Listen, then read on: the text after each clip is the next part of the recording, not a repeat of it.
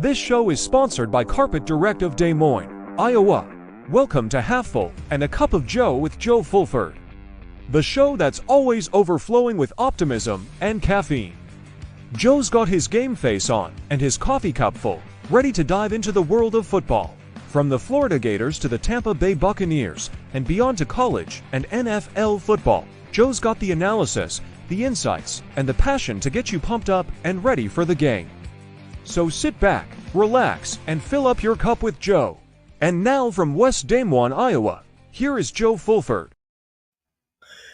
Well, I tell you what, man, I really, I'm kind of at a mixture for worse tonight as we come on the show tonight, and glad you could join me for this edition of Half Full Cup of Joe. We got, I think, great lineup. I know that Lauren Meadows is going to join me in just a little bit, and who else joins me a little bit later on? We'll find out as the show progresses. But wow, what a weekend of sports it has been. From the highlights of watching these boys, the Florida Gators, come in and play such an awesome game against Kentucky. At Kentucky, at home, I'm sorry, at home. It was homecoming weekend. It was Gator Growl. The people were excited. They were pumped up. And, wow, they got their money's worth. No doubt about it. And Lauren Meadows will join me a little bit later on, and we're going to discuss that. And we also saw the downfall of the Pewter Power Boys, and we'll talk maybe a little bit about that. Because I can tell you what, they suffered some devastating injuries through that game. We'll talk about that. But before we start off our show, news came down a little while ago. And I know it doesn't have nothing to do with football, but it has to do with sports, and it has to do with the Tampa Bay community. Abdul Ahim Rabiul, I think that's what his name is. I'm sorry if I have screwed this up. It's been on Twitter all day. But he's the head basketball coach was the head basketball coach at the University of South Florida. Now, I say was because I guess he was he was the head coach of the USF University of South Florida Bulls. But something I didn't know about it was that he was fighting an illness, and today he passed away. But Coach Abdur Rahim passed away.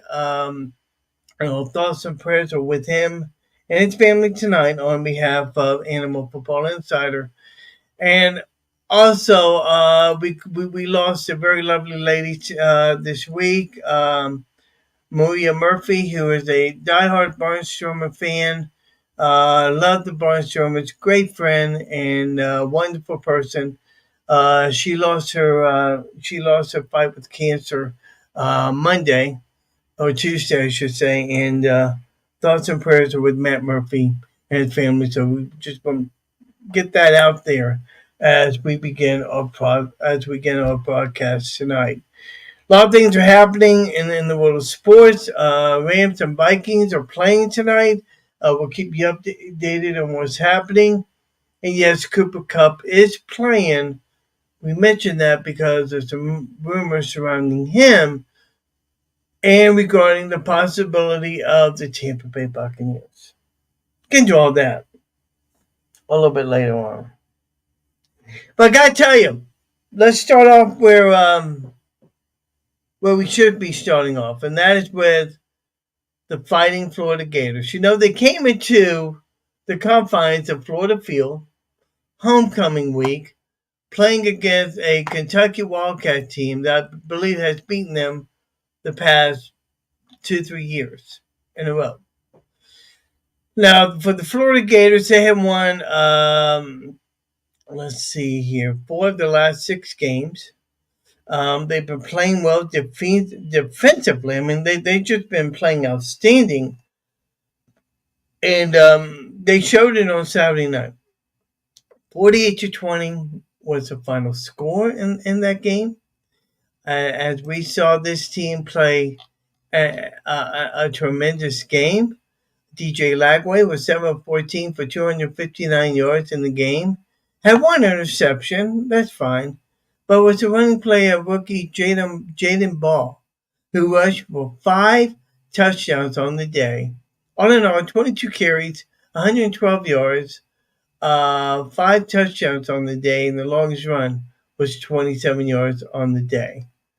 Elijah Badger led all receptions with 3 receptions for 148 yards. Did not have a touchdown in the game. But it was the story of the game. Cormani McLean, and the rookie or the transfer from Colorado, who was supposed to come to the Florida Gators, but decided to go to Colorado, didn't like the situation in Colorado, comes back, had to fight his way through, and he comes up with a great interception on the play that got returned for a touchdown. Forget how many yards it was. I'll get to that in just a minute.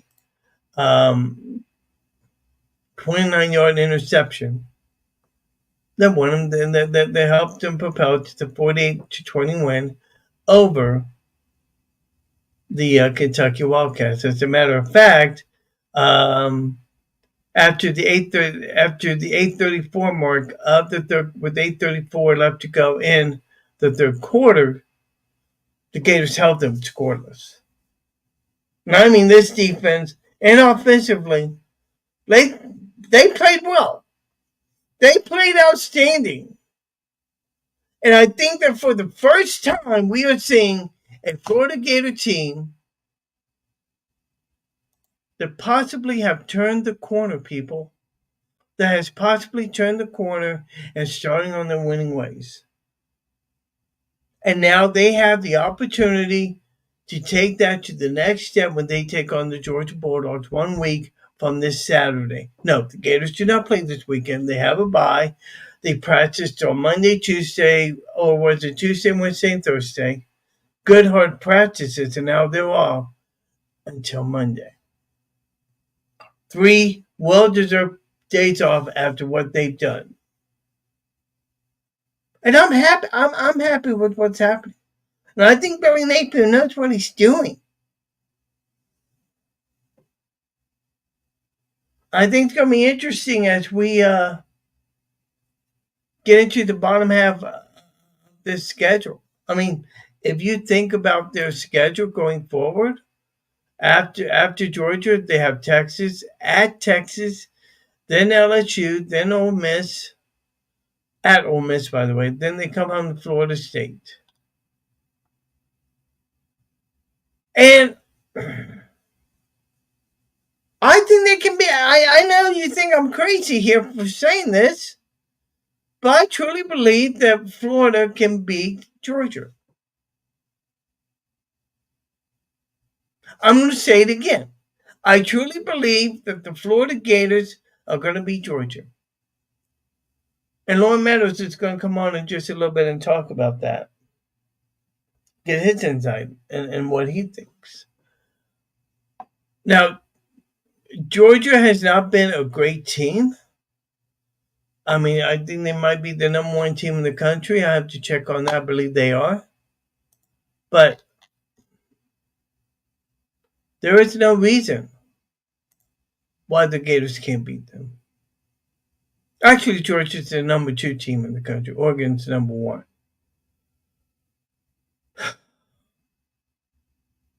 And then Texas has fallen to 5 in the AP, 6 in the coaches poll. I find that interesting. In fact, the coaches poll dropped them down 5 points. Wow, that is amazing.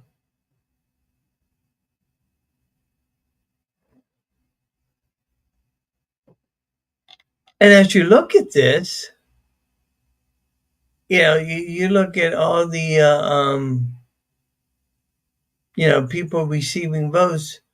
The Gators have not received any votes as of yet. And why is that? I think it's well, Gators have 3 losses on the year. Mainly the people in top 25 have no more than 2 losses. Okay, that might be a good point. But with the Gators are playing, I would think that they would at least receive some votes. I know that Josh Pate has the Gators listed. Comments and questions posted in the chat room. Love to know what you guys are thinking. Lauren Meadows will join me here in a few minutes and we'll talk about what's going on um, with the Gators and that situation with them.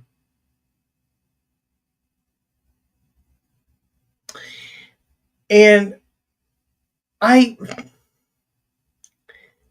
here's the one thing that bothers me is that the Gators are playing such hot football right now. Does it cool off after they come back from the bye? Or they try to keep it up? Does Cormani McLean pick up where he left off and starts getting better and better? And here's the even more important question. Is Billy Napier doing the job that he's supposed to be doing? I think so. I truly believe Napier's doing fine. I don't believe he needs an offensive coordinator. I don't think that we would be in the position with DJ Lagway without Billy Napier. I truly believe that. You guys have other opinions? Post them in the chat room. I'm happy to debate.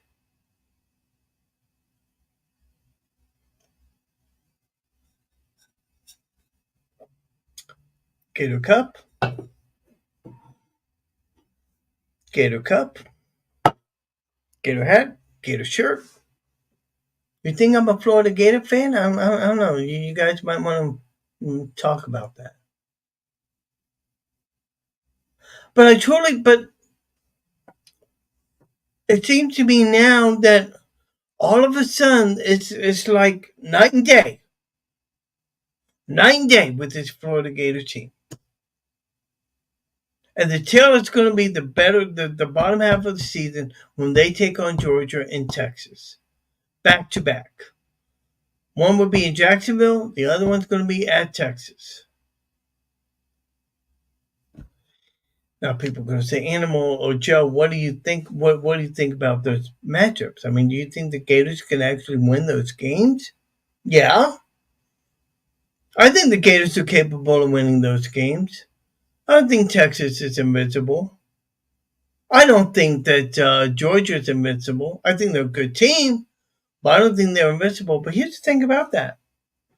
That I want you people to keep in mind. By the way, hit that like button. If you're on Facebook or on YouTube, please hit that like button. I'd like to know how many people are watching me. But are the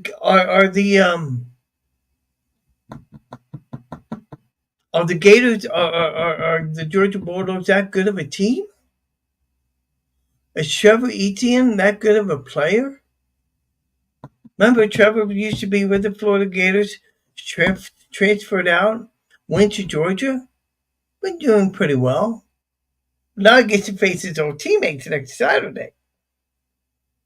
And if you think for 1 minute that the Gators are not excited about that, I mean, I'm pretty sure that you walk into the new training facility, into that locker room, you're going to see articles of Trevor Etienne and the Georgia Bulldogs.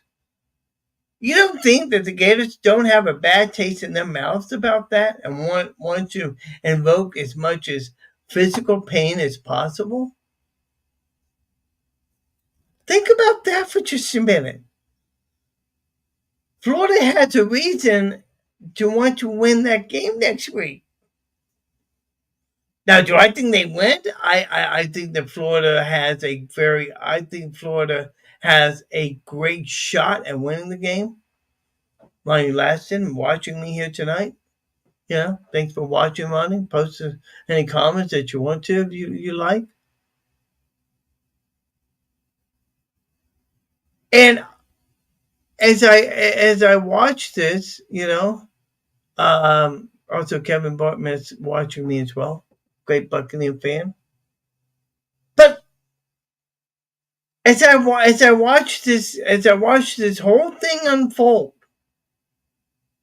I'm like the Gators have something to play. That the Gators finally have something to play for this week. Travis Etienne making his debut back to Florida. You don't think that Florida Gator defense has a bone to pick with Trevor? A traitor who leads the organization? Because Billy Napier decided that he wanted a running back and went through the system to pick up one either through the portal or sign a player to a scholarship? Seriously? I think it's hilarious that Trevor left. Well, I think it's more hilarious that he went to Georgia.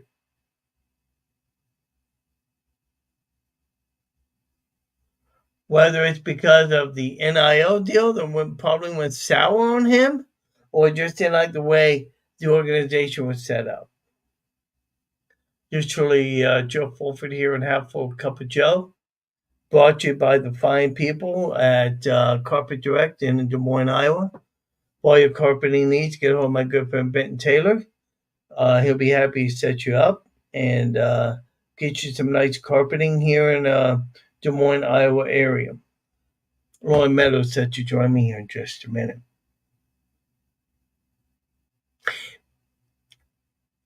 But people call me crazy. People call me nutso. People call me wacko, and say to me that the Florida Gators are not going to beat the Georgia Bulldogs after what we've seen they've done against Kentucky. Yeah, Kentucky and Georgia may be apples and oranges, just like Joe Fulford may be to Lauren Meadows. But I don't think maybe that's a great comparison, me to Lauren Meadows. I mean, I don't know. We bring my good friend Lauren Meadows onto the stage. I mean, Lauren, as she joined me here, I mean, is that a good comparison, comparing Georgia to Kentucky as to yours truly to you? I mean, I don't know. I mean, I don't know. No, you to me is definitely a blowout. You would beat me in a landslide. So no, that's But, not that's not but would that be in terms of commentating, in terms of podcast? I don't know. it's just It's just just just everything compared, man. You got me beat. I'm I just love I'm your I love your background. I I appreciate love that background, dude. I'm just happy to be here, man. So no, but yeah, I mean I think that, Uh, I think what you're seeing, and we talked about it on the show on Tuesday, is there now, are we going to start to see with the you know, more introduction to the transfer portal and things like that, are we going to start to see more parity in the SEC, where you're going to yeah, have a situation yeah. where they're going to almost cannibalize each other, and the conference winner could have 1 to 2, even 3 losses at some point in time, just because of the depth and the ability to grab and pull from a lot of other different programs. Could that be the situation? Do I think that Florida is is comparative to Georgia? No. I think maybe Georgia has come back to Florida a little bit, and now maybe Florida is starting to raise their level of play a little bit. Just a little bit, A just a little little bit. bit. I would And I would not call the upset, but one could say that you could look for Florida to play better in this game than maybe they have the first 2 years under Napier. we're going to talk about that in just a minute, but people should know. First of all, Roy Meadows joining me, editor and writer of GatorbaitMedia.com, along with the legendary Buddy Martin and Company.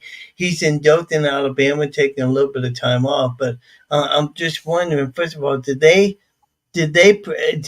you actually have to go through different different processes just to even enter the state of Alabama? I mean, did you go through a lot of problems? Number one, and number two, were you actually able to get a Moon Pie RC Cola in the hardware store? I think I would have stopped at the hardware store. A bigger town than I think people expect. But I did go through Live Oak, Florida, on a detour, and yeah, they definitely would have a moon pie and an RC Cola at the hardware. I would assume based on what I saw. I would really be impressed But about Live Oak and Dothan, I mean, in all respect to Dothan, I mean, Dothan's, I mean, it's pretty big city. They got a lot going on out there. So, you got to kind of get around a little bit. Like where I got to go tomorrow, I'm actually here for my day job. And you got to kind of go around the city a little bit for to get where I'm going tomorrow. It's clear on the other side of town, and it's 20 minutes away. So, I mean, in all respect to Dothan, it's not as small, I think, as some of our listeners may. I'm sure it's grown in the last few years, but yeah, I mean, obviously, anytime you're in the state of Alabama, you get a little itchy, but I'll probably stick close to the hotel, but I wore my Florida stuff, and nobody really gave me a hassle, so I think it's just all good right now. What's funny is I work in a call center, and I was on with a customer, and he was in he was from LSU. We had a great banter back and forth. It was really good. It was really a great experience. And the SEC they love their teams. They won't badger the opponents, and they show respect for the other opponents. So that's what I really like about it.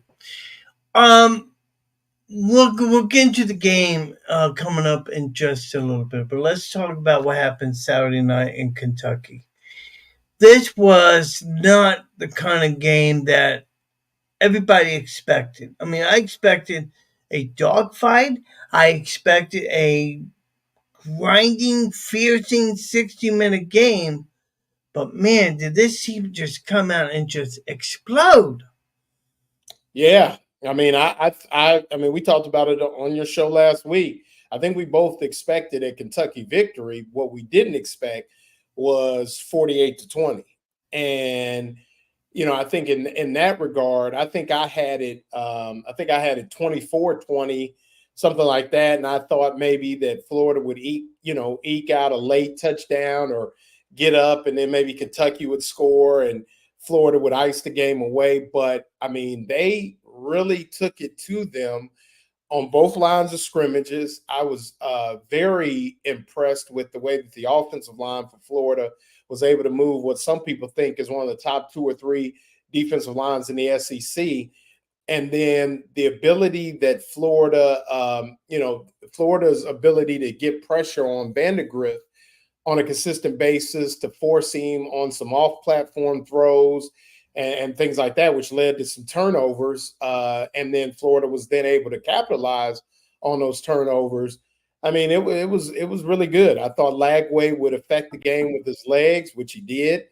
And, I wasn't surprised at, maybe some of the deep shots kind of surprised me just a little, because I thought, that the Stoops boys would have them aligned a little better and things like that. But, just the way that they kind of just were able to dominate them up front was pretty impressive, because even in some of the Florida victories, if you take away the victory in 2020, and I guess that was the last one. Yeah. So the victory in 2020, which was 2020. Yeah. One could say Kentucky, even in the game that, well, okay, let me rephrase it. Yeah, actually, in the game that Kyle Trask came in 19, one could say that even then Kentucky was the more physical bunch. So really, for the first time since 2020, did you see a Florida football team push around Kentucky? And they pushed them around. I mean, they really did. And I think it's a testament to maybe them simplifying some things on defense, and then offensively, just staying the course up front with, the same, it's kind of forced them to stick with the same five guys because of the fact that, Devin Manuel's been hurt. They kind of had him subbing a little bit. I know Cam Waits has kind of been filling in at guard a little bit because he was, had a tough time at tackle against Miami. But it's just a testament to them staying the course and just focusing on getting better. And it speaks to, the players' belief in what Billy Napier and his staff are preaching. Yeah, and I think just to see what happened, it's like, damn, this team is like picked it up a notch already. Here, take us behind the scenes a little bit into what caused all this. I mean, what do you know behind the scenes as to why this team all of a sudden just is playing like an explosive new team? I mean, is it the emergence of DJ Lagway, the way he played that's inspired everybody? I mean, what is it? What is it on that caused this team to all of a sudden get you another level overnight? Well, I think that, the first thing is, I don't think it's, I think they would have beat them that way even with Graham Mertz. They might have even beat them worse just because, Graham has a full complement of plays, things to check in and out of. And, the runs that Lagway did have, Mertz could have scrambled and kind of did the same thing. He was kind of on his way in a lot of ways, even against Tennessee, to before he got hurt. But I think it's just they went in the off week between Mississippi State and UCF, and they kind of changed the way they practiced. They made things competitive, and there were consequences. Now I don't know if it was just some up downs or some running of some kind, some sprints. For what I understand, it was like gassers or something like that if you lost, and they just made everything competitive. But I think what they did was they just simplified the offense, simplified the defense. And in the process of that, you started to see guys like Chimera DK and Elijah Badger get more comfortable. Jaden Baugh and Trayon Webb, even though he's hurt, but he's played well. Jaden Baugh, Montrell Johnson obviously is a mainstay. They just continued to grow. And then defensively, like I said, I think they shrunk the rotation a little bit. I think they're only playing maybe 2 to 3 guys at linebacker. And they're really starting to play a little more of those younger guys on the edges, the TJ Searcy's, the Kelby Collins. You've seen the emergence of George Gums. Jack Pyburn has kind of played himself into a starting spot. So you're starting to see some different faces there. And then I really think in the secondary, who I thought was going to be, I thought they would play a combination of Trequezie Bridges, Jordan Castile, who I'm kind of tough on Castile. I think a lot of people like Castile maybe better than I do. And then Asa Turner. And then, you've been able to keep until Saturday, which I think he's going to be back, though, Jason Marshall Jr., Devin Moore, and, been able to play some snaps there, as well as Dijon Johnson. So, all those guys have they've just really morphed into a better defense. And it's taken time, but now they are a serviceable group. Does that mean they're going to go out and shut out Georgia and LSU and Ole Miss with arguably 3 of the best quarterbacks in the country the next 3 weeks? I don't know, but they definitely are a bunch that are playing better. Is it transformative? No. And I would caution anybody that thinks that is to kind of pinch themselves and wake up a little bit. But if you look at it from the standpoint of what a football team is supposed to do throughout the year, they are both better on offense and defense. And you got to tip your hat to that. And that's basically where they are right now. Yeah, and as I'm looking at the stats from the game from a defensive standpoint, Jaquezie Bridges have 6 solo tackles. Jack Pyburn had 4. Shamar James had 2. Bridges also had an interception in the game. But I think there's one play that we should talk about that really was. I mean, it was very late in the game. It had no bearing on the outcome. But I am so happy for Kamani McLean to come out and get that interception and return it for a touchdown. Now, you obviously have more insight to this whole story than I do. So please explain. I know Cormani had some bad situations with Colorado and all that. For the people here that don't know about it, explain the whole situation with Cormani and his comeback. Well, I wouldn't necessarily call it a comeback. I would just call it being young and really sitting behind at least 2 NFL corners. I mean, Devin Moore and Jason Marshall both are going to play on Sundays. And sometime when you come from high school, and I mean, let's face it, he didn't come from a slouch program in Lakeland. So, he played for the Dreadnoughts. I mean, so they know how to get it done down there. Mm-hmm. The big thing I think with Cormani is he just had to learn to do the little things right. And I mean, showing up on time, being ready to go, film study, all the things that a coach needs to see from you before he puts you on the field. And, last year at Colorado, I think there was some of that as well. And after seeing Colorado, I'm going to give them more credit necessarily than I gave Cormani. Now, do I think that sometime Deion can get caught up in his own sauce? Yeah, I do.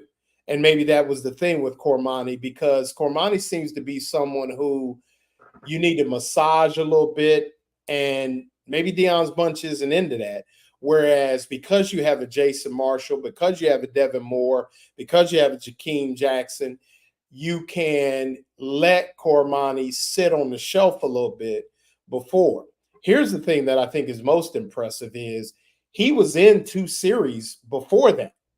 No, he was, yeah. But he played so well that nobody noticed. No. And that's the mark of a good corner, a good player. I watched him the entire 2 series. I focused solely on him. His technique was good. He looked like he was in the right place. He understood the coverages, which means that he is starting to grow into his own. And the thing, you would think is, okay, Jason Marshall's off to the NFL. Devin Moore will probably come back. Dijon Johnson, Jakeem Jackson, maybe a couple other guys that they brought in. But now you're looking at Cormani. If he can get through these next 5 games, be serviceable in a number of different ways, then as a junior, he's going to be pretty good. But I think, a lot of times people want it to be bigger than what it is. Yeah. Kids grow up different. Kids grow differently than other kids. Some kids are jump in right away. Others don't. So I'm going to give Cormani McLean the benefit of the doubt of just saying, hey, he needed to continue to grow, get some more seasoning, and you're starting to see the beginning of a young man who could be on his way. Could be. Yeah, for Kamani McLean, he had 1 breakup in the game, had a tackle and assist, and returned interception 29 yards, obviously, for that touchdown, which prompted to everybody just go onto the field, as we heard Nate, which I thought was awesome to see that happen. And that in itself tells you what he is doing. I think, and this is one thing I'll throw back at the Colorado program, is the fact that he was kind of seen, at least at Colorado, the picture that was painted was he was a malcontent. Yeah. Somebody who was maybe aloof from the team and things like that. And then Saturday night, you saw a totally different picture where everybody ran to the end zone to celebrate with him, risk a penalty, and Billy Napier, who can be as straight-laced as anybody, didn't mention it, at least from my standpoint. he was just happy for the young man, happy to see his team get excited. So either Cormani McClain has learned from some of the mistakes that he may or may not have made it at Colorado, or he was not as aloof and as much of an outcast as we were led to believe. Either way, it works out for Cormani McClain. Do you think something like that gives this team inspiration to give this team a new lease on life to say, you know what? We finally had the combination that we need to make this defense successful. And I felt like as the more the game went on Saturday, the better this team kept playing, topped off by the Kamani McClain. And not only did we see the defensive guys go out on the field, we saw the offensive guys on the field. Mm-hmm. And the one thing I took from that, Lauren, is that, you know what? Billy has something going here that maybe we should just take a step back and say to ourselves, maybe he is doing this the right way. I think it's a little early on that, truth be told. Okay. Not one game does a story make. Like I said, I think what people need to continue to focus on is that the team is playing better. They have played better for the last 3 weeks. They played against UCF, played better than they had against Mississippi State. Basically, the first 4 games. Right. Played better against Tennessee. Should have won the game. We'll leave that one alone. It is what it is. Mm-hmm. Saturday night played about as well as they've played, to me, since the very first game of Billy Napier's tenure at Florida, which was the Utah game. So they are playing better. Does this mean a turnaround? I just think you have too many. I mean, Shane Matthews was saying on his show, we want to see you now against another quality quarterback, because obviously Heisman candidate, he came in and walked the dog on you.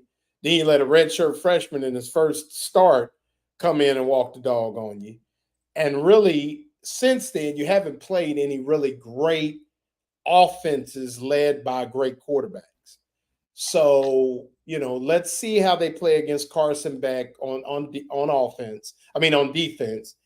And then let's see if DJ Lagway can handle and the intricate schemes and things like that Georgia will be able to throw at you, particularly with 2 weeks to prepare for you, because now they've got plenty of film on you. And they're going to do some things to where DJ Lagway is going to be forced to improvise, I think, in this game some, but improvise with success. And that's the one thing we really haven't seen from him yet, is the wow plays that you expect from somebody who is a transcendent mobile quarterback. Right. So I would caution maybe saying, oh yeah, if you look at the last 3 games, are things headed in the right direction? Well, yeah. But where they need to go, we'll see. Lauren Meadows joining us on this edition of Half Full Cup of Joe. Lauren Meadows, writer with GatorBaitMedia.com, along with yours truly. What has been the message to you? So now, what has been this week like, given that this is basically quote unquote an off week, basically, but they've been practicing?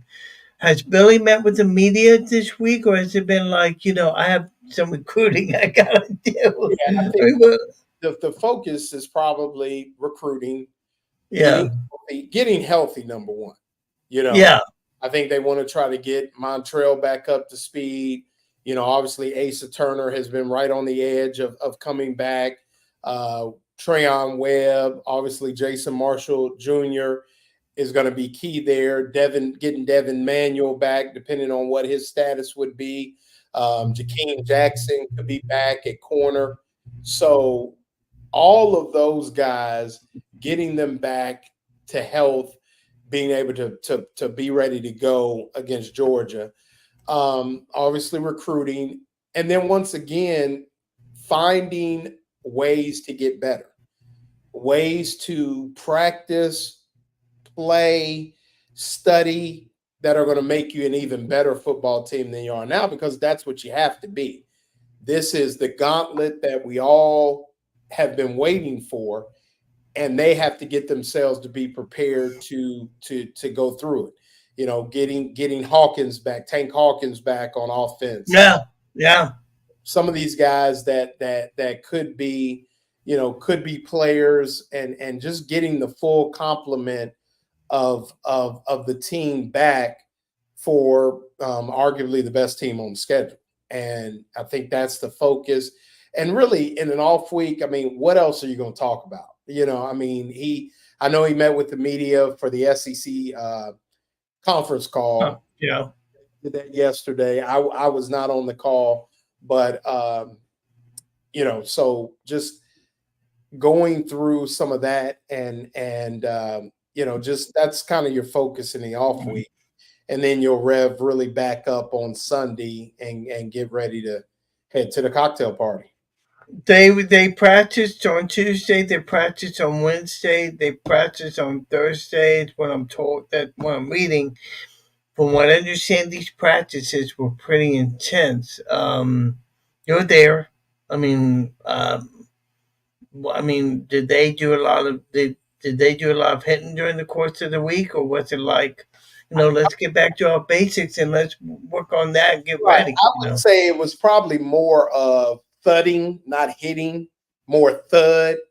And I Right. would assume, based on the success that they had in the off week between Mississippi State and UCF, and I asked Billy Napier in Knoxville about this even after the loss. I said, even though you're starting to have some injuries and losing some people quite possibly, is this the way you plan to conduct your practices going forward? And he said, yes. He said, the way that we've been doing the competitiveness, it works for us, which means that they found something that they feel like they can lean on, and obviously that makes their team a better football team. So I think that that's one of the things that they are going to continue to do. So I would assume it was competitive, it was spirited, and it seems to work for them, like Billy Napier said. So I would assume that was the way that the practices were going. And, and I'm sure some guys sat out some and things like that, but others, I'm sure DJ Lagway was front and center in a lot of it. I'm sure, that Jaden Baugh was in it, some of the receivers, the DBs. I mean, just defensive line versus offensive line, just really iron sharpening iron, or attempting to make the team better. Roland Meadows, GatorBaitMedia.com, one of the greatest analysts in the history of college football, joining me on this edition. I told you guys at the beginning I have a very special announcement, and I'm going to tell you right now. Next week, Sean Kelly, the voice of the Florida Gators, is going to join me in an exclusive one-on-one interview that I'm going to be conducting next week. If you guys want to ask questions, shoot me an email through cornfield47@hotmail.com. Label it Sean Kelly interview and ask your question. State your name, where you're from, and ask your question. And we'll try and get you on and we'll see if Sean can answer you a few questions. I guess he's pretty busy with something like Gator Talk and something like that. So yeah, absolutely. By the way. Have you checked out the website lately? Whose website? Florida Gators. Oh, what? No, I didn't. What? Oh, okay. You know how they have Gator Vision? Uh-huh. Okay, I want you to go down, because it's not Gator Vision anymore. Oh. Okay. Yeah, they have let me tell you, they have let's see here. They have, I'll tell you in just a minute. If you go to the website and the homepage and you click down watch and listen, It's under Gators Plus. Oh, That's what yes, they named I it. did see that. Yeah, I saw that. I I, had I, heard. I like that. I think Scott Burns has done a great job with that and doing that. Yeah, I did see that. I didn't. I mean, I didn't pay much attention, but yeah, you're right. I I, did. I like the concept of how they're doing that. Speaking of which, how's the transition from Hurtado to Burns working out? Is that a pretty good relation? Is that a pretty good relationship between you guys? Yeah, I mean, as far as Scott is. I mean, I think he's still kind of learning his way around, but Hmm. nice enough guy. I mean, always cordial and yeah. I mean, it's about the same that it was. I mean, I don't want to. I mean, Rick was fine. Oh yeah, but yeah, nothing to I know Scott. disparage Rick. Scott, is, Scott's Prescott. great. Yeah, I mean, him and Matt Hutchinson. I will say, I think he's kind of giving Matt Hutchinson a little bit more responsibility, which Oh, is okay. good for Matt. And Matt's a young guy who's still learning and bringing his brand around as well. But yeah, I mean, so far so good. Obviously we haven't had any issues getting credentialed for away games or anything like that. And that's really, for me, that's the big thing. I mean, Buddy obviously handles a lot of the talent and things like that, but I've got pretty good relationships with most of the SIDs in the athletic department. So I pretty much can kind of get most of what I need to get. Let's kind of whip around the college football scene a little bit. And Alabama's not having the year that they wanted to have, and you kind of like hear some whispers that Bama fans are not happy with Kalen. I mean, No, they're not happy. That's just a talk fact. about talk about toxic fans. Yeah. Well, you think about it last year, Nick probably should have lost that to Auburn. I mean, there's always losable football games. I mean, the one that you could say is inexcusable right now would be losing to Vanderbilt. But there's really no shame in losing. I mean, hell, last time you went to Knoxville, you lost with Nick Saban. So I mean, let's not act like he didn't take a L in Knoxville last time he went there either. So, I think that it could be revisionist history. And obviously, that's why they always say you never want to be the man to follow the man. You want to be the man to follow the man that followed the man. Exactly. Yeah, that's what I would say too. And But I'm gonna say this about Kalen DeBoer, and this is what I would say to Alabama fans. He has won everywhere. yeah, yes, So every he has. class. And I tell you what, Here's the thing: if you go 10-2, you go 10-2. You got the win against Georgia on your belt. You got yes, the you win do. against South Carolina. Um, you know, you're gonna have an opportunity to play Tennessee again. Probably, you got a chance to. You might not make the SEC championship game, but you probably make the playoff. Get in there, see what happens. I mean, here's the thing is we are talking about 17 weeks of football. So a lot can change through the season for the Yes, it next year. can. So with 12 teams, I mean, a lot can happen. You're going to probably get a home playoff date. Just, see how it goes. They're a talented team. Are they a great team? We'll see. But they're good enough to make the playoff, make a run at the national title possibly. But, things happen, you know? I think one of the more nice, I think one of the more nice surprises that we're seeing is the emergence of Vanderbilt. I mean, a team that has been to the bottom for so long, finally making its way up. I think that's a great story. I really do. I mean, I don't know Well, about you, but you have people thinking, I mean, I had a conversation with some folks and they want to kick Vanderbilt out the SEC. I'm like, you can't kick a founding member of the SEC out no. of the SEC.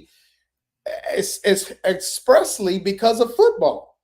And there are times where A, they have beaten Florida and other schools, and B, one, the SEC would never give up that Nashville market, number one. No. But it's kind of good for me because it's kind of like they're spitting in the face of all these people that think they know everything and want to reinvent the wheel. And I mean, every conference has a Vanderbilt, but Vanderbilt is at the core fabric of the SEC, the city of Nashville, just everything. So I'm happy for them. I think Clark Lee's a great guy. I'm a big Jerry Kill guy. I think he's a great football coach, and God bless him for being able to go through some of what he's gone through Oh my gosh. with personal health. But to be key to that and bringing the quarterback with him, and that quarterback's not afraid. I mean, he's just not. No, he's not. No. No, he's not. You know, they got Texas coming into Nashville this weekend. You know, it's probably going to be, you know, they're renovating the stadium, so I don't know how that's going to, with the Texas fans, which I'm sure will bring everybody. But I think for the first time, this may not be usually when you go to Vandy, it's almost like a home game for the visiting team. I think this weekend it could actually be, could be more Vanderbilt fans in the stadium than visiting fans. I was looking at the rankings and looking over the top 25. We discussed that a little bit before we came on. Texas has dropped all the way down like 6th or 7th. It gives me cause to reason that, maybe Texas is not as invisible as everybody thinks they are. And if Florida comes away with at least a very competitive loss, they beat Texas, which I think is possible, and then they beat the final two teams. I gotta assume that Billy Napier is going to be back for next year. I think I was saying the reason they would not want to fire somebody who has something working so well within their program. Here's what I'm going to say is I think if he beats Florida State and finishes 5-7 at worst, I think he stays. I do too. If he would go 8-4, he's gonna be SEC Coach of the Year. If he wait a minute, I'll take that one step further. If he goes 8-4, he should be National Coach of the Year. I don't know about that, but yeah, because I mean, you got Signetti at Indiana. Yeah, right. Okay, yeah, right. You don't know what's going to happen with Vanderbilt. They don't play Florida, so who knows? I mean, if you go 8-4 at Vandy, that's your National Coach of the Year. But unless Signetti wins the Big Ten or something like that. But what I was going to say is though, I think there's a path to 7, which is what I predicted. Yeah. And to tell people the truth, they kind of just let me down because I had them, I actually have them beating Ole Miss and had them beating A&M and Miami. Now, obviously, that didn't happen, but but there still is a path to 7, just on the strength of you got to say, okay, can Florida learn from what maybe Kentucky was able to do to Ole Miss? Maybe, depending on what LSU does down the road, can Florida learn from what Georgia did to Texas? And I don't think Quinn Ewers is the same Quinn Ewers before he hurt his back. No, and then So then you roll out Arch Manning against Florida, maybe depending on what happens this weekend. Maybe you learn from what Marcel Reed did to you at Texas A&M or at home with Texas A&M, and you go from there. I mean, I think there's a path to 7. I wouldn't guarantee 7. No, but I think you're right. Let me rephrase that.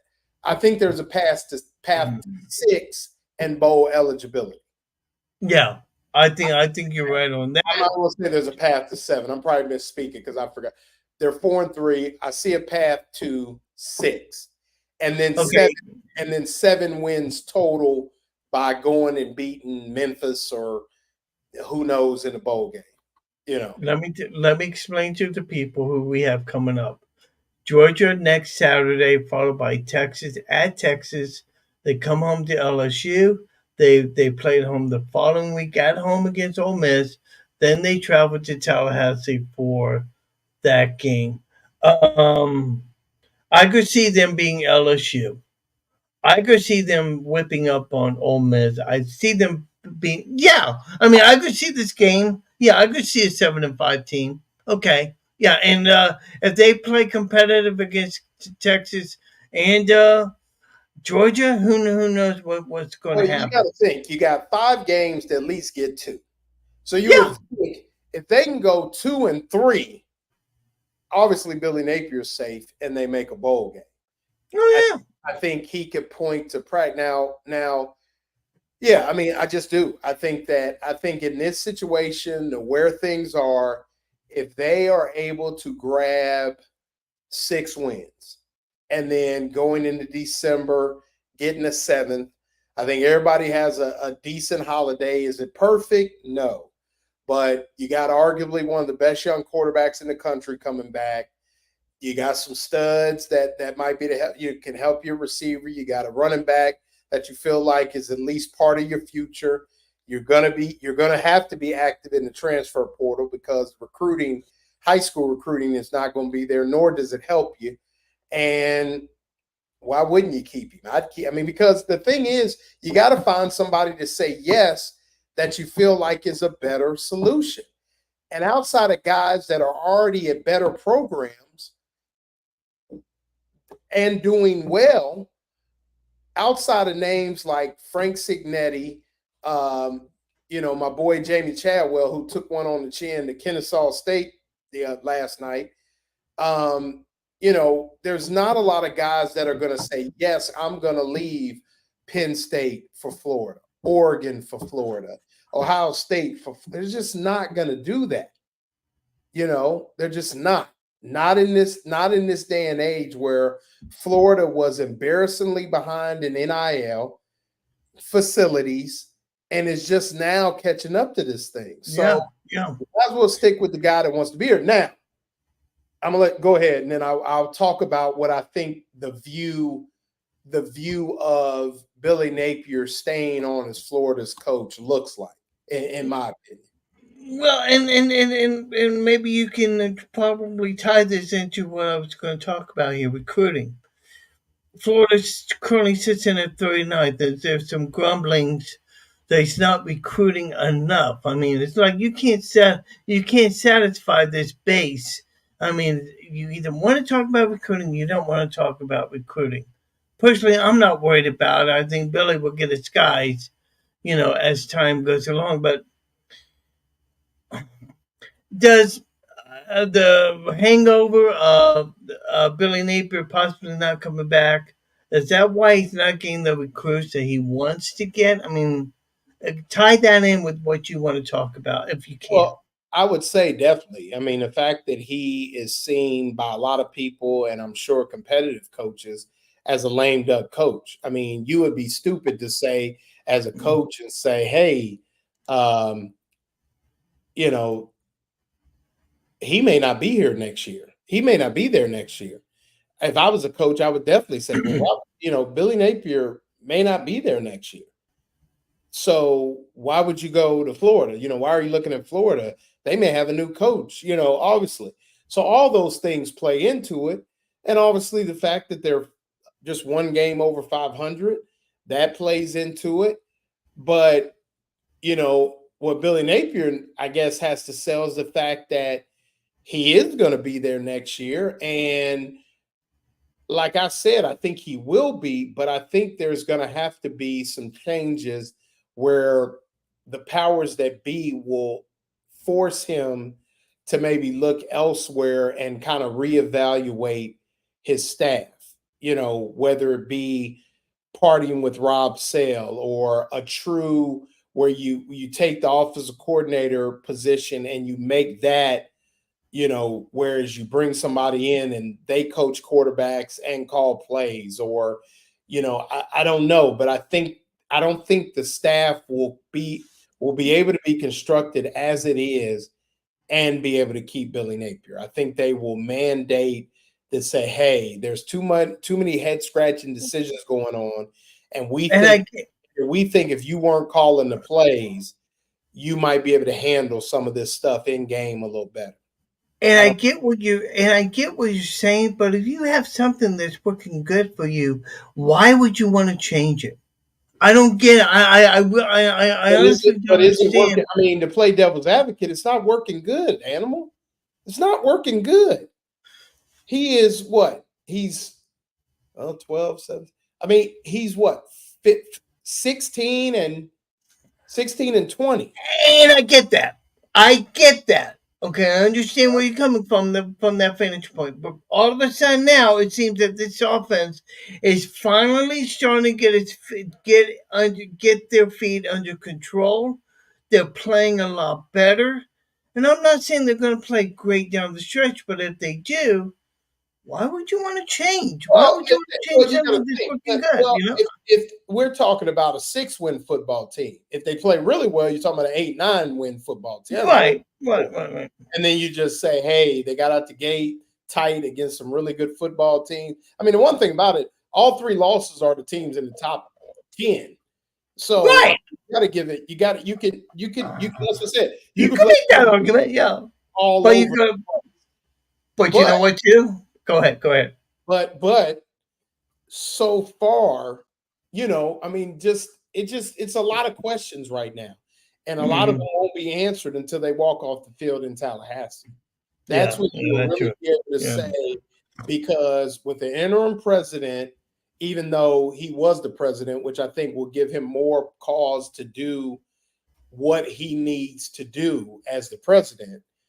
And then obviously you do have Scott Strickland, who is not an interim athletic director.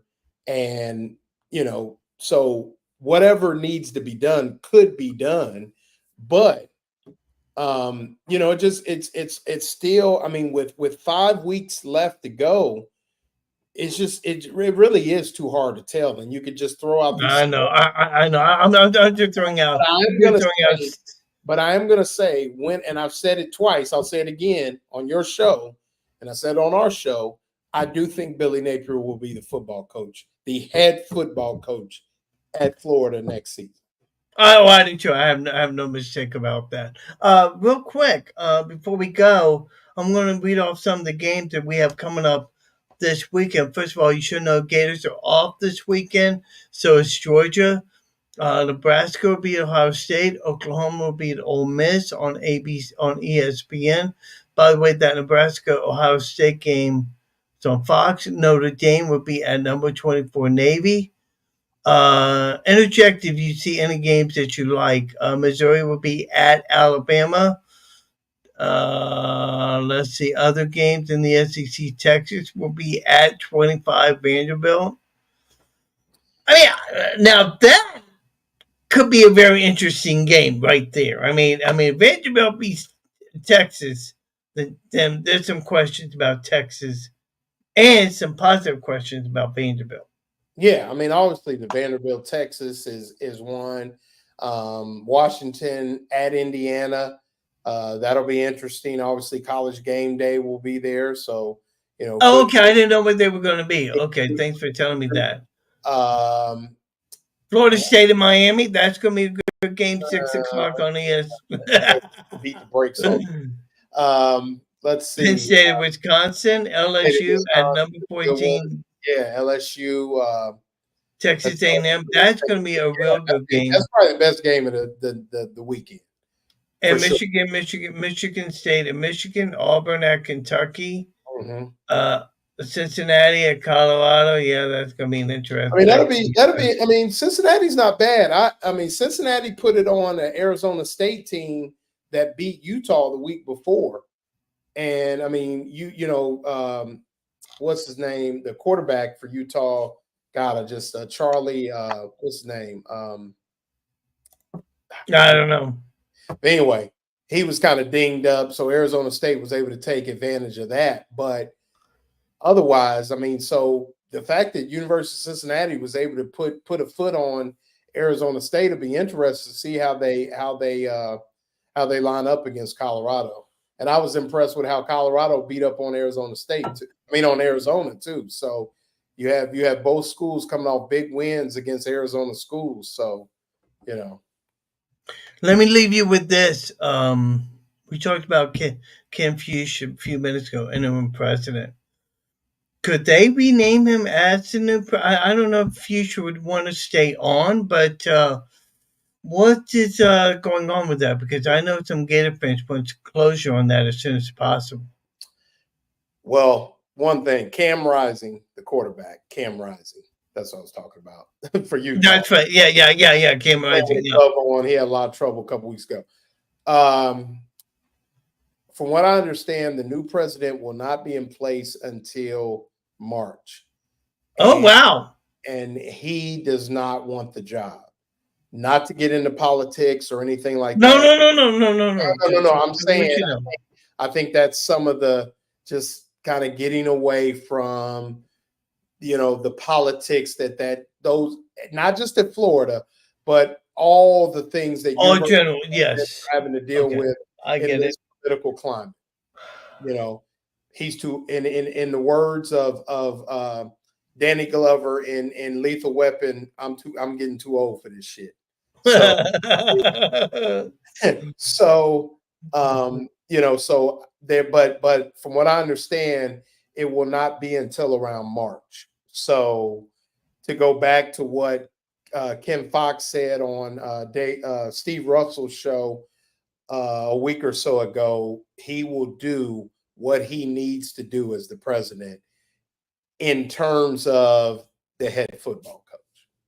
And speaking of which, he announced recently, Steve Russell, he is retiring from WRUF after 25 years at that station. Yeah. I don't know Steve I don't know Steve at all, but I watch him on Facebook with the Extra Point and everything. Does a great job. I mean, speak to what he's done with the sports in Gainesville.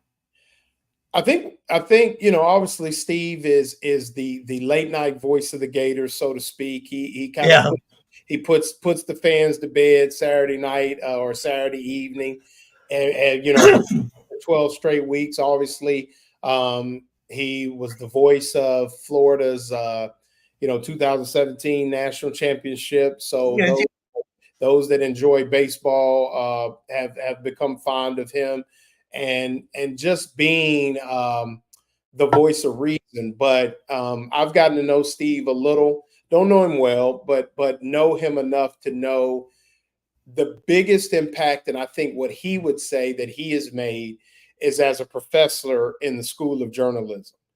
And you look at the long list of people, the Rutledges, the Aaron Andrews.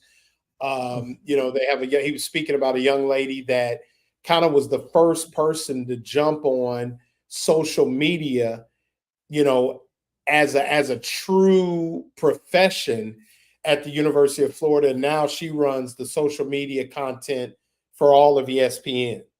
So, wow. Steve spoke to the Ocala Quarterback Club last night, and he was very emotional talking about the work that he had done as a professor in the School of Journalism, and just how pleased he was that the students that he had worked with had gone on to success, and the immediate outpouring of support that he got from his students when the announcement of his retirement was made. And what I can say for Steve from a personal standpoint, as someone who is not a journalist at heart, not a journalist by trade, but someone who just loves sports and is getting in the little nooks and crannies that this business can have for us, he has always been extremely gracious to me. Yeah. And very humble and very personable. And you can appreciate that about anybody, no matter what the profession. That's all. Yeah, I think speak for a lot of people. I've enjoyed him. Very common sense kind of guy, and doesn't take a lot of BS from the callers. No. And somebody making a stupid statement would say, Thank you for the call. Next call. So, he's not ready to do that. That's what I love. That's what I I mean, love so much about I mean, him. if you, I mean, I know that rubs a lot of people the wrong way, but really, if you're gonna make it in radio and That's you what do the call-in show, you got to do that. You do, and you. everybody from Steve Russell to Rush Limbaugh to Al Sharpton does that.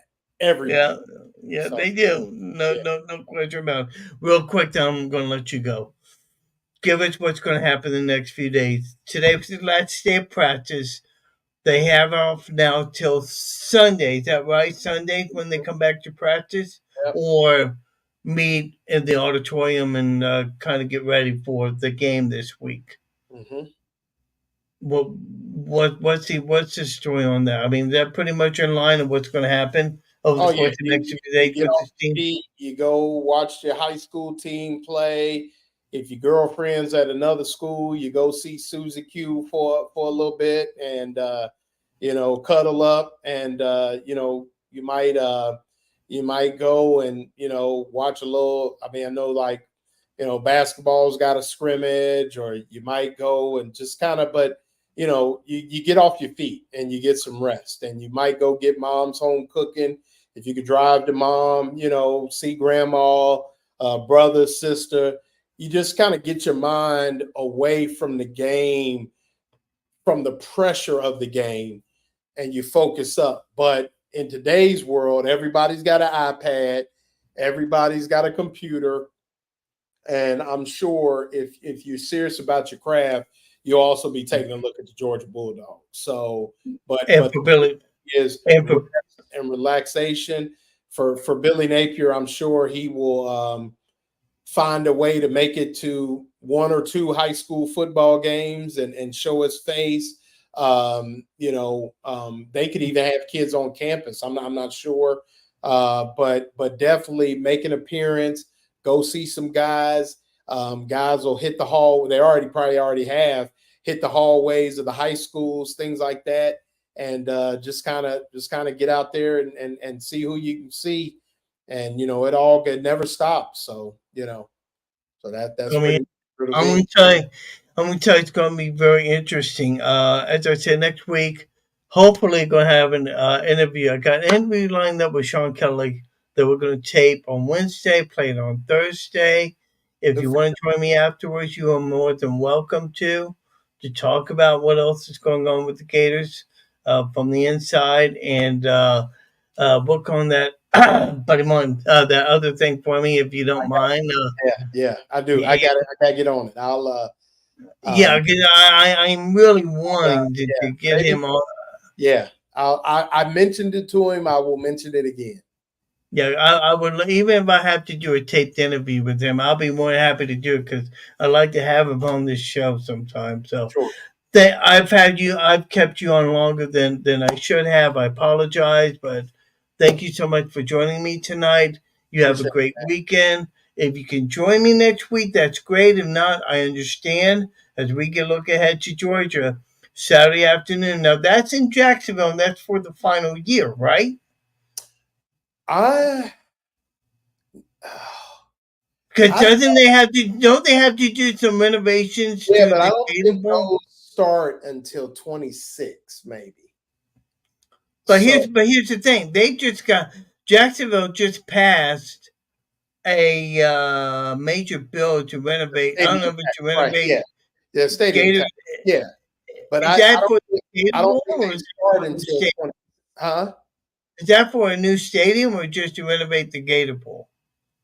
The new stadium. They're gonna tear it down and build it right back up.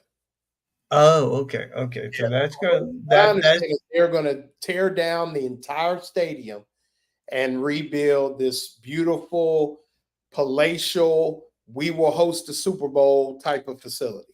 oh wow. Yeah.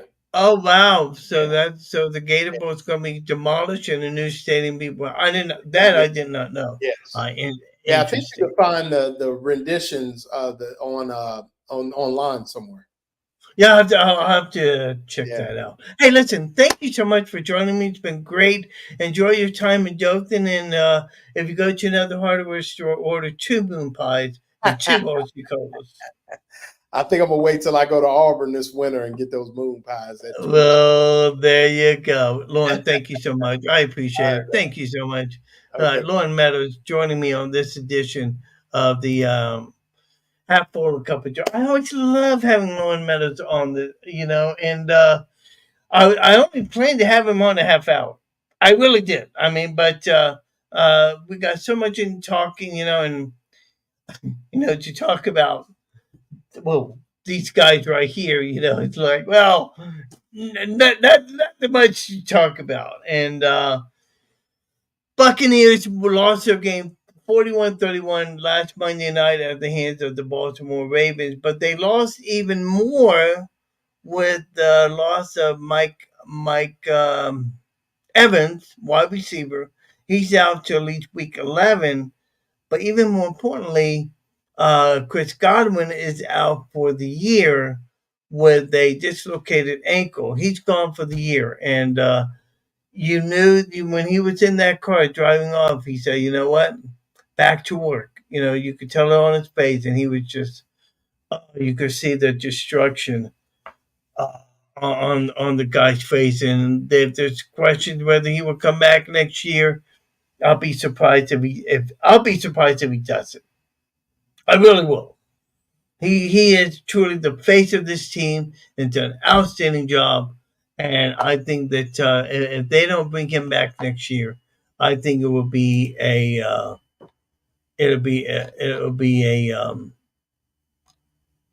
travesty.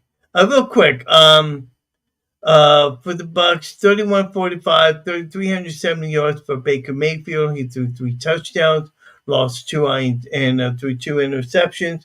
Rashad White, 10 carries for 40 yards on the day. Now, the Bucs are home Sunday to take on the Atlanta Falcons. Today, they released the injury report. Let's see if I can bring that up because I have that on right now. Let's see if that's it. Yeah, let's bring on the injury report. This is what we have right now on the injury report. Payne Durham has a calf injury. He's been limited today. Mike Evans has a hamstring. He did not practice. They don't expect him till week 11. When Golston knee injury, Bucky Irving has a toe injury. He did not practice, and now there's word that he might not even play in the game on Sunday afternoon. Raheem Jarrett has a knee injury, and Tyke Smith, safety, he has a concussion. And that's the injury reports brought to you by the fine people at carpetdirect.com for all your carpeting needs.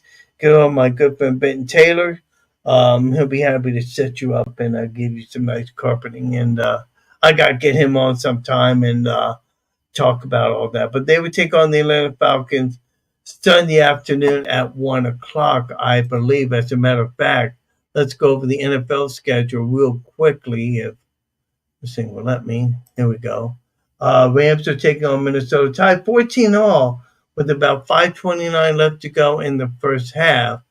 Let's see. Philadelphia, Cincinnati, Baltimore, Cleveland, Tennessee, Detroit, New England will be home against New York, Jets, Arizona at Miami, Atlanta versus Tampa Bay. By the way, there's reports that Tua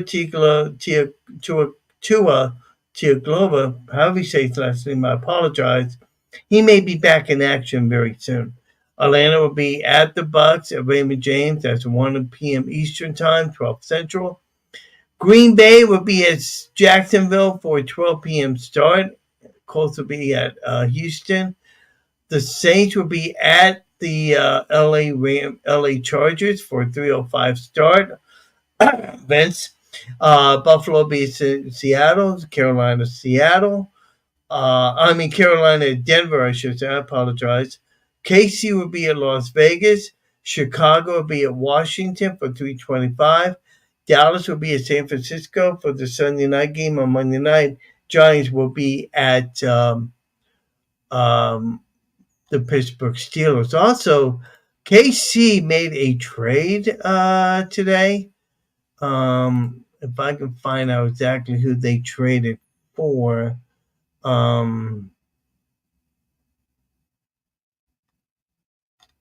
And by the way, on that play, Wilcon White, the linebacker, um, the tackle that he made was supposed to be um, illegal, and we don't know if he was fined yet. He's not saying if he was fined, so that's going to be interesting to watch over here over the next 2 weeks. DeAndre Hopkins, DeAndre Hopkins, he got traded to the Chiefs today, and so it'll be interesting to see how that works out as they move on forward during the course of the year. Okay, we've told you about everything that's going on. Gators will be have an off week. They'll be back next week. We'll be back next week preparing you for the game as the Buccaneers get ready to take on the Bucs Atlanta Falcons. We'll discuss that. Then we'll also discuss the big matchup coming up Saturday. Gators, Dogs, the revenge game. Would they be able to stop Trevor Etienne? That's going to be interesting. We're going to watch that. My thanks to Lauren Meadows so much for joining me tonight. It was great to have him on. We'll see you next week. And at the same time, same place. And let me always say that if you're not a Gator, you're primed to be Gator bait. Good night, everybody, and God bless. Thanks for joining Joe Fulford on Half Full and a Cup of Joe. Don't forget to tune in next time for more football talk, analysis, and fun. Follow us on social media to stay up to date on all things Half Full and a Cup of Joe. And remember, always keep your cup half full and your team spirit full. See you next time.